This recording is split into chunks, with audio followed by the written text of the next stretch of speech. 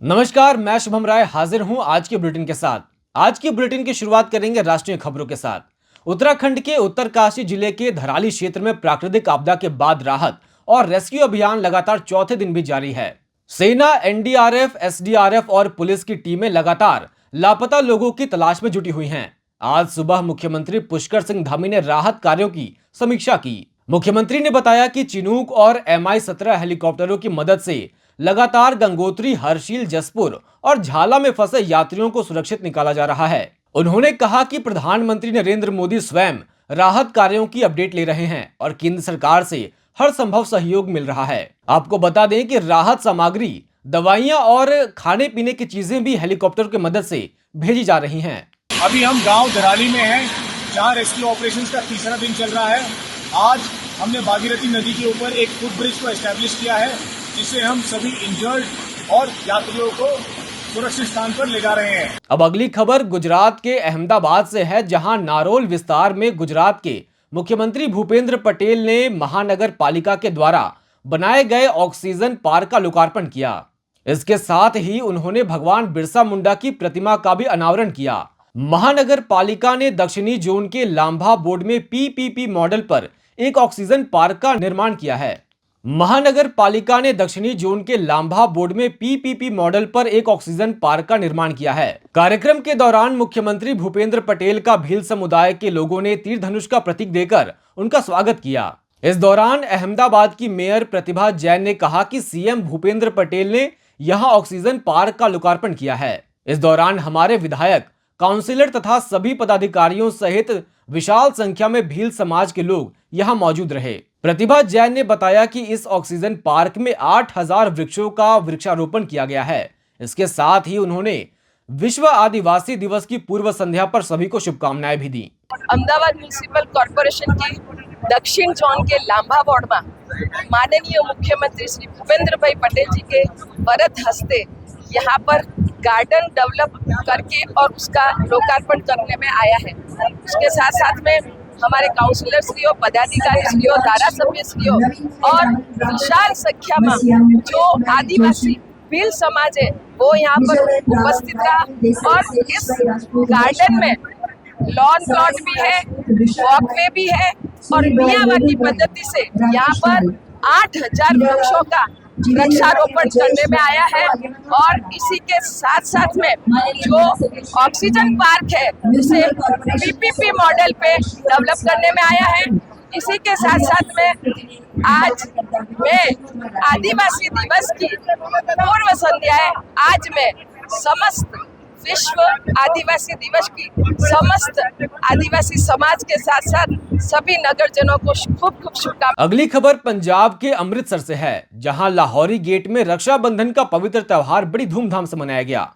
इस मौके पर बीजेपी के राष्ट्रीय महासचिव तरुण चुग भी शामिल हुए। इस दौरान उन्होंने मीडिया से बात करते हुए कहा कि आज अमृतसर में, जो कि भारत पाकिस्तान के बॉर्डर पर स्थित है, यहाँ पर सभी बहनें प्रधानमंत्री नरेंद्र मोदी को रक्षा सूत्र भेज रही हैं और धन्यवाद कर रही हैं कि आपने ऑपरेशन सिंदूर के माध्यम से भारत की बेटियों की रक्षा की है।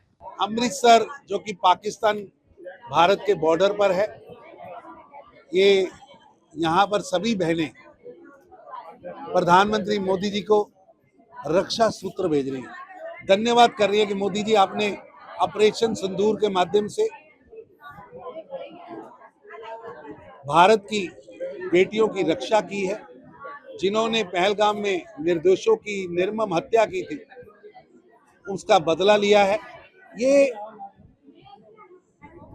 एक अद्भुत रिश्ता है पूरे देश का मोदी जी के प्रति।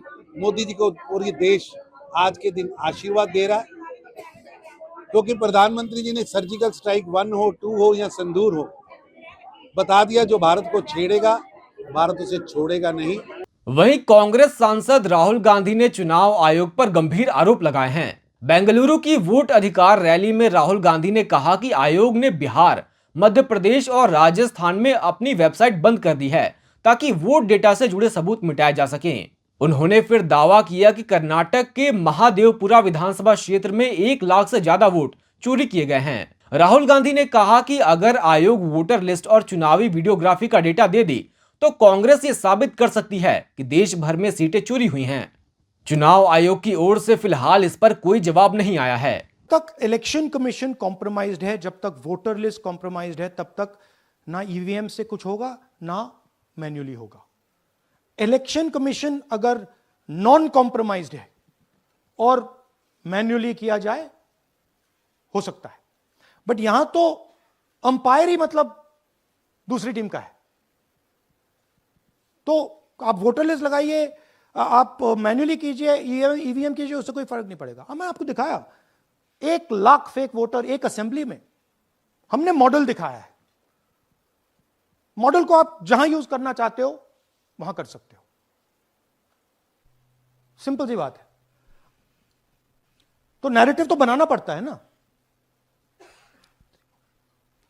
पॉइंट ये नहीं है कि बीजेपी जीत रही है कांग्रेस हार रही है। पॉइंट है कि here there is clear proof, 100% proof that elections are rigged in India. अब खबरें बिहार से। मिथिलांचल की पावन भूमि मां सीता की जन्मस्थली सीतामढ़ी के पुनौरा धाम में आज भव्य जानकी मंदिर का शिलान्यास संपन्न हुआ। इस ऐतिहासिक अवसर पर केंद्रीय गृह मंत्री अमित शाह और बिहार के मुख्यमंत्री नीतीश कुमार ने शिरकत की। इस कार्यक्रम में देश भर से आए संत महात्माओं, गणमान्य अतिथियों और हजारों श्रद्धालुओं की उपस्थिति से आयोजन को और भी दिव्य बना दिया। इस पावन अवसर पर हनुमानगढ़ी अयोध्या के महंत राजू दास ने कहा कि यह हमारे लिए गर्व और सौभाग्य की बात है कि अब मां सीता का मंदिर भी भव्य रूप ले रहा है। पूज्य महंत विश्व मोहन दास जी महाराज के नेतृत्व में इस बिहार, भारत के कोने कोने से हम लोग अयोध्या से पधारे हैं। अयोध्या में भव्य राम मंदिर का निर्माण के बाद जगत जननी माँ जगदम्बा सीता की भव्य मंदिर का आज इस मंदिर का शिलान्यास, भूमि पूजन का कार्यक्रम है। हम लोग के लिए सौभाग्य की बात है, गर्व की बात है। भव्य मंदिर निर्माण हो, जैसे अयोध्या में भव्य मंदिर बना है, संत कहते हैं सीताराम, लेकिन अयोध्या में भव्य राम मंदिर का निर्माण और जगत जननी माँ जगदम्बा सीता जी का भव्य मंदिर का निर्माण का आज भूमि पूजन का कार्यक्रम है। सब लोग उत्साहित हैं। ये तो बड़ी सौभाग्य की बात है कि भगवती जानकी माता के भी मंदिर का अगर उत्थान हो रहा है तो ये राष्ट्र के लिए गौरव की बात है। और जो वर्तमान सरकार है उसका भी साहस बहुत है और उसको धन्यवाद करते हैं। निश्चित रूप से आज आप देख सकते हैं कि किस तरह से लोग का हुजूम जो है पुनौरा धाम में देश के यशस्वी गृह मंत्री जी को देखने के लिए, उनके उद्बोधन को सुनने के लिए आ रहा है। क्योंकि हमारी सरकार ने और देश के यशस्वी प्रधानमंत्री नरेंद्र मोदी जी ने यहाँ पुनौरा धाम के विकास के लिए 882 करोड़ रुपया देने का काम किया है और इस राशि से इस क्षेत्र में पर्यटन के क्षेत्र में काफ़ी बढ़ावा मिलेगा। वहीं जन सुराज पार्टी के संस्थापक प्रशांत किशोर का एक बयान सामने आया है। प्रशांत किशोर ने कहा कि जो राहुल गांधी ने कल किया वह SIR का मुद्दा नहीं है, बल्कि SIR वोट डिलीशन का मामला है। उन्होंने वोट जोड़ने का मुद्दा उठाया। कर्नाटक के महादेवपुरा विधानसभा क्षेत्र से उन्होंने सबूत पेश किया, जिसमें दिखाया गया कि करीब 1 लाख फर्जी वोटर जोड़े गए हैं।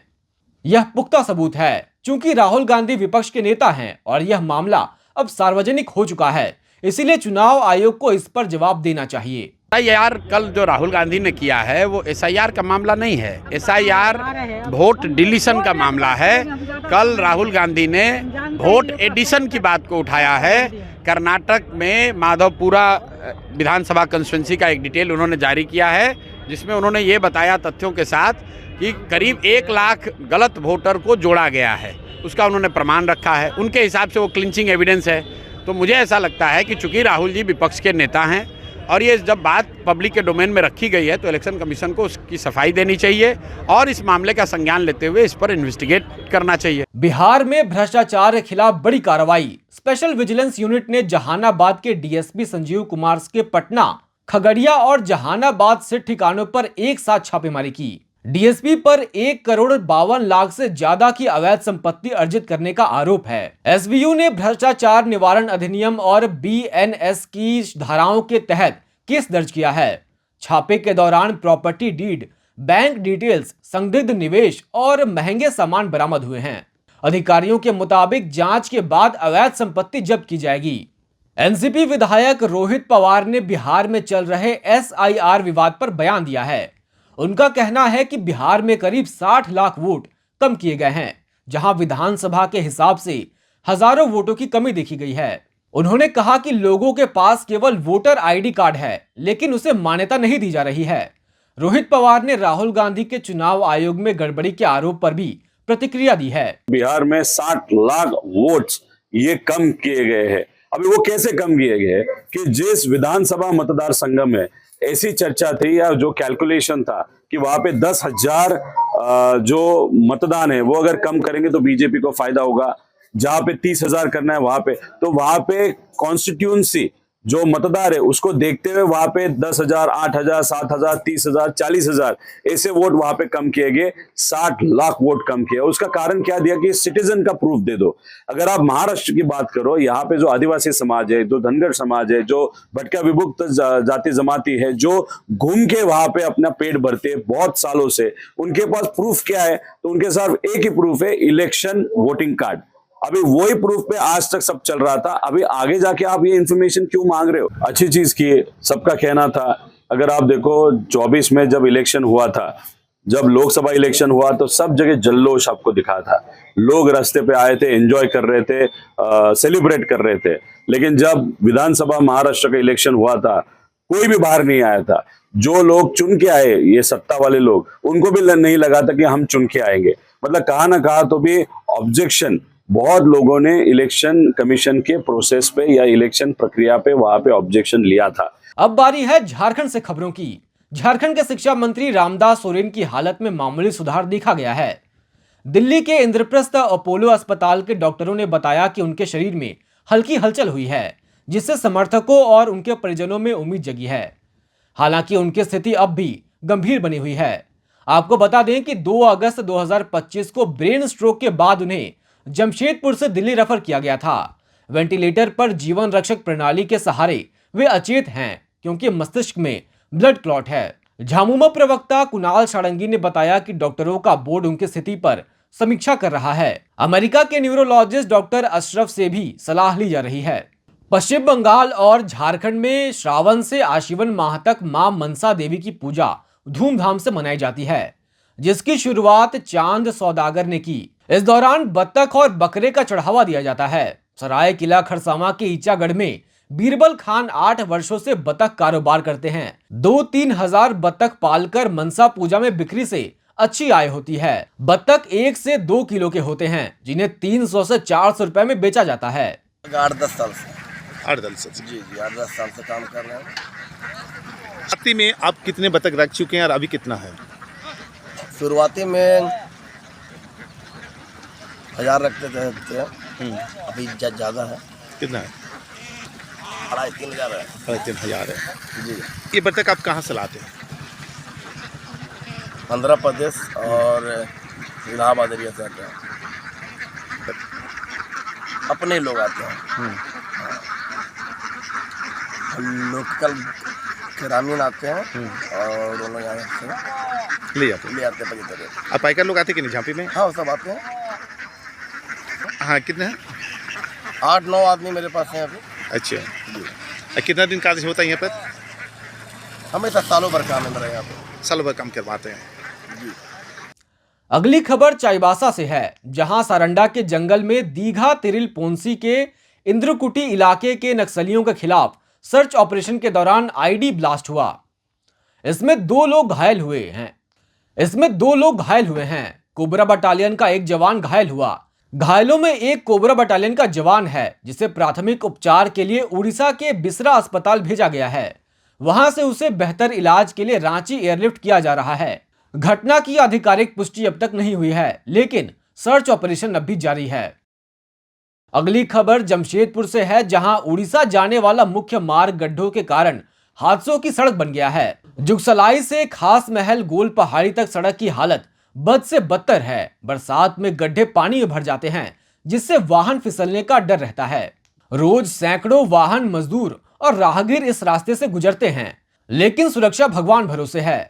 झारखंड लोकतांत्रिक क्रांतिकारी मोर्चा ने सड़क निर्माण न होने पर आंदोलन की चेतावनी दी है। प्रशासन की उदासीनता से त्योहारों में जनजीवन और प्रभावित हो सकता है। यहाँ पर सड़क टूट कर इतना गड्ढा हो गया है कि बड़ी बड़ी गड्ढे हो गए हैं, ठीक है। इसमें आप गाड़ियाँ आप देख रहे हैं, छोटी गाड़ियाँ जो है उसका चक्का डूब जा रहा है, बड़े बड़े बस हैं, ट्रक हैं, वो मतलब तिरछा होकर चल रहा है। मतलब कभी भी आकस्मिक बड़ी घटनाएं हो सकती हैं। आप यहाँ से 1 किलोमीटर आगे चले जाइए, टिकट फंड बिल्डिंग के पास भी आप देखिएगा एक ठेवना गड्ढा है। तो हमें लगता है रेल प्रशासन भी मौन है और जिला प्रशासन भी मौन है। कहीं हमें ये तो नहीं लगता है कि ये लोग किसी अप्रिय घटना का इंतजार कर रहे हैं। तो इसके साथ ये पता चलता है सरासर लापरवाही है रेल प्रशासन का भी और जिला प्रशासन का भी। ये लोग इनको संज्ञान नहीं ले रहे। अगर इन लोग संज्ञान लेते तो आज ये सड़क बनता। झारखंड आंदोलन के नायक रहे निर्मल महतो के 38वें शहादत दिवस पर बिष्टुपुर और कदमा में श्रद्धांजलि देने वालों का तांता लगा रहा। शिबू सोरेन के निधन से माहौल में मायूसी रही।